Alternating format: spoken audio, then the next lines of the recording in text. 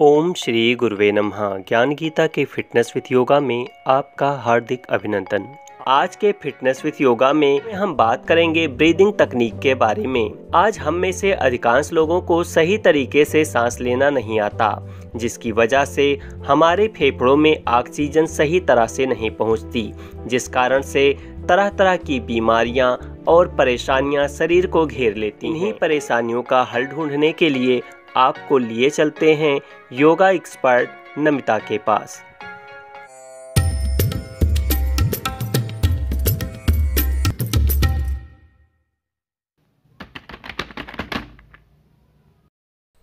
ओम गुरुवे नमः। नमस्कार दोस्तों, ज्ञान गीता चैनल में आपका स्वागत है। आपसे एक विनम्र निवेदन है कि आप अभी तक हमारा ज्ञान गीता चैनल सब्सक्राइब नहीं किया है तो उसे सब्सक्राइब कर लें और बेल आइकन दबा दें, जिससे हमारे आने वाले नए वीडियो आपको मिलते हैं। दोस्तों, आज हम ब्रीदिंग टेक्निक के बारे में बात करेंगे कि हमें ब्रीदिंग कैसे लेनी चाहिए, हम ब्रीदिंग सही तरीके से कर रहे हैं या नहीं कर रहे हैं, ब्रीदिंग करते समय हमें क्या ध्यान रखना चाहिए। दोस्तों, हम ब्रीदिंग करते हैं तो हमें ये ध्यान नहीं रहता हम किस प्रकार से ब्रीदिंग कर रहे हैं, तो आज उसको हम ध्यान थोड़ा देते हैं अपने ब्रीदिंग पे और उसको सही करने का कोशिश करते हैं। सही तरीके से ब्रीदिंग करने से हमारे शरीर ऊर्जावान होता है, हमें एनर्जी मिलती है, हमारा डाइजेशन प्रॉपर होता है, ब्रेथलेसनेस नहीं होने पाती, हेडेक नहीं होता है और ब्रीदिंग करने से हमारा शरीर स्वस्थ रहता है। उसी प्रकार यदि हमारी ब्रीदिंग सही तरीके से नहीं होती है तो हमें हेडेक, इंडाइजेशन, इस तरह की प्रॉब्लम फेस करनी पड़ती है। तो हमें ब्रीदिंग कैसे करना चाहिए? दोस्तों, हमें ब्रीदिंग हमेशा डीप करनी चाहिए। हम नॉर्मली शैलो ब्रीदिंग करते हैं। अगर आप अपनी ब्रीदिंग पे ध्यान देंगे तो आपको ज्ञात होगा कि आपकी ब्रीदिंग किस प्रकार से हो रही है, शैलो हो रही है या डीप हो रही है। तो हमें हमेशा ध्यान रखना चाहिए कि हमारी ब्रीदिंग जो है वो डीप हो। जैसे हम खाना खाते हैं पूरा स्टमक तक जाता है, उसी प्रकार हमें ब्रीदिंग करते समय ध्यान रखना चाहिए कि हमारा जो ब्रेथ है, जो हम सांस लेते हैं, वो पूरा स्टमक तक जाए, चेस्ट और स्टमक तक जाए। हमें कैसे ये पता चलेगा कि हमारा जो ब्रेथ हम कर रहे हैं, सांस ले रहे हैं, वो स्टमक तक जा रहा है या नहीं जा रहा है? उसका एक तरीका है कि आप अपने एक हाथ को पेट पे रखें और सांस लें।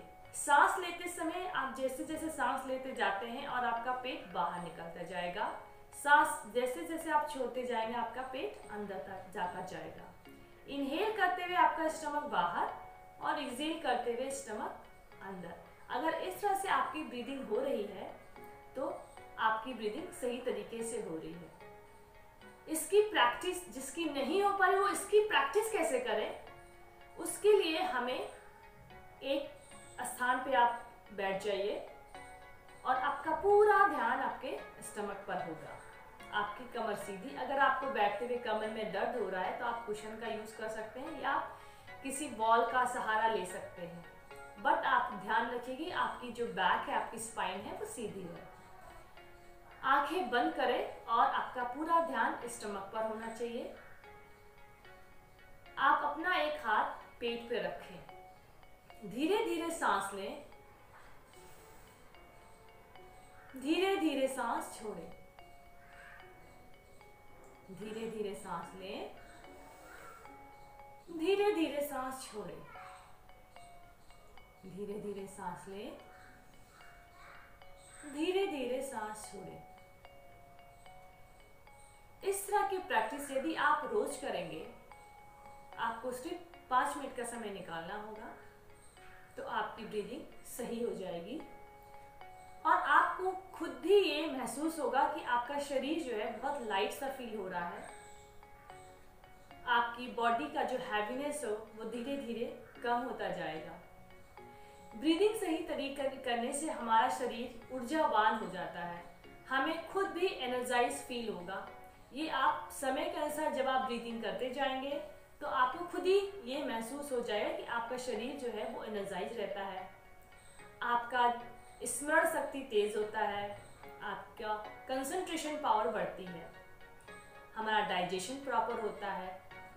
अगर हम डीप ब्रीदिंग करते हैं तो हमारे पूरे शरीर में ऑक्सीजन फैलता है, पूरे नर्व्स में ऑक्सीजन फैलता है, और हम डीप एक्सहेल करते हैं तो हमारे शरीर से पूरी तरह से नेगेटिविटी, कार्बन डाइऑक्साइड बाहर निकलता है। जिस तरह हमें चलने के लिए ऊर्जा की ज़रूरत होती है, हम खाना खाते हैं, उसी तरह हमें अपने आप अपने नर्व्स को एक खाने की तरह एक ऊर्जा को देने के लिए, ताकि नर्व्स में भी हमारे पूरे ऑर्गन्स में भी ऊर्जा हो। हम डीप ब्रीदिंग करते हैं तो हमारे शरीर से कार्बन डाइऑक्साइड बाहर निकलता है और पूरे शरीर में ऑक्सीजन जाता है।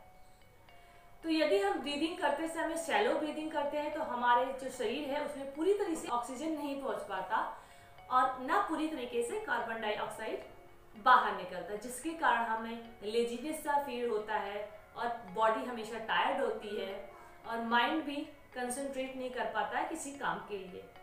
तो हमें डेली डीप ब्रीदिंग की प्रैक्टिस करनी चाहिए। इसको एक और तरीके से हम जान सकते हैं, जैसे एक बलून होता है, बलून में अगर आप एयर भरोगे तो वो फूलेगा और बैलून से एयर निकाल दोगे तो वो पिचक जाएगा। उसी तरह से हमारा स्टमक भी है, अगर हम इसमें एयर भरते हैं तो हमारा पेट फूलता है और जब हम स्टमक से एयर बाहर निकालते हैं तो हमारा पेट पिचक जाता है। इन बातों का हमको ध्यान रखना है। आपको थोड़ा सा समय लगेगा, बट अगर आप रेगुलर प्रैक्टिस करेंगे तो आपकी ब्रीदिंग सही तरीके से हो जाएगी। धन्यवाद। आपको हमारा यह वीडियो कैसा लगा हमें कमेंट करके ज़रूर बताइए। साथ ही चैनल को सब्सक्राइब, वीडियो को लाइक व शेयर जरूर करें। इसके साथ ही ज्ञान गीता के हर अपडेट से जुड़े रहने के लिए आप हमारे ब्लॉग पेज, फेसबुक पेज और इंस्टाग्राम को भी फॉलो और सब्सक्राइब कर लें, जिससे हमारी हर नई अपडेट आपको तुरंत मिल सके। फिटनेस विद योगा के अगले एपिसोड में हम बात करेंगे प्राणायाम पर। डायबिटीज़, थायराइड, बीपी जैसी तमाम बीमारियों के लिए हमें कौन सा प्राणायाम, कब, कितनी देर और किस समय करना चाहिए और उनसे हमें क्या लाभ होंगे, इन सभी बातों को हम जानेंगे। धन्यवाद।